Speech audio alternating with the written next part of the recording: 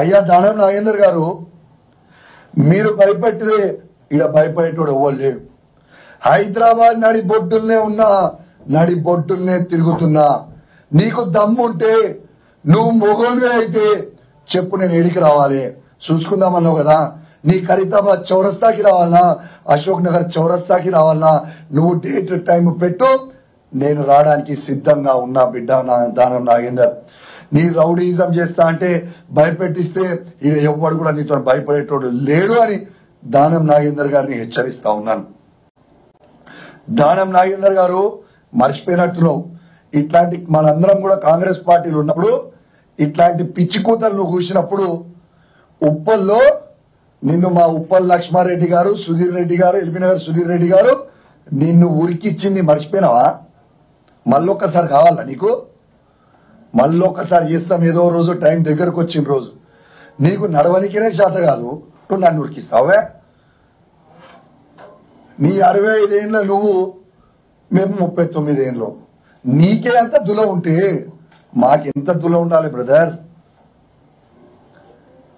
నోరు దగ్గర పెట్టుకొని మాట్లాడు. దానం నాగేందర్ గారు, నువ్వు టీ షర్ట్లు వేసుకొని పౌడర్ కొట్టుకొని తాజ్ కృష్ణాలో తిరుగుతున్నట్టు ఆడవై ఇండోర్ గేమ్స్ ఆడినట్టు అనుకుంటున్నా అయింది. ఇక్కడ ఉన్నది కేసీఆర్ నాయకత్వంలో, ఇక్కడ ఉన్న మేము అందరం కూడా శిష్యులము, కేసీఆర్ గారు శిష్యులము. నువ్వు భయపెట్టిస్తే బెదిరిస్తే భయపడేటోడు ఎవడు ఉండడు. తస్మాత్ జాగ్రత్త. నీకు ఇజ్జత్ ఉంటే, సిగ్గుంటే, శరం ఉంటే, లజ్జా మానం ఉంటే కేసీఆర్ గారు పెట్టిన భిక్ష అది నీకు ఎమ్మెల్యే పదవి. నీకు దమ్ముంటే రిజైన్ చేసి పార్టీ మారు. రిజైన్ చేసి పార్టీ మారి వేరే పార్టీ నుంచి వచ్చి గెలిచినాక మాట్లాడు. సిగ్గు లేకుండా మా బీఫా మీద గెలిచి నువ్వు మాట్లాడుతున్నావు, ఇష్టం ఉన్నట్టు మాట్లాడుతున్నావు.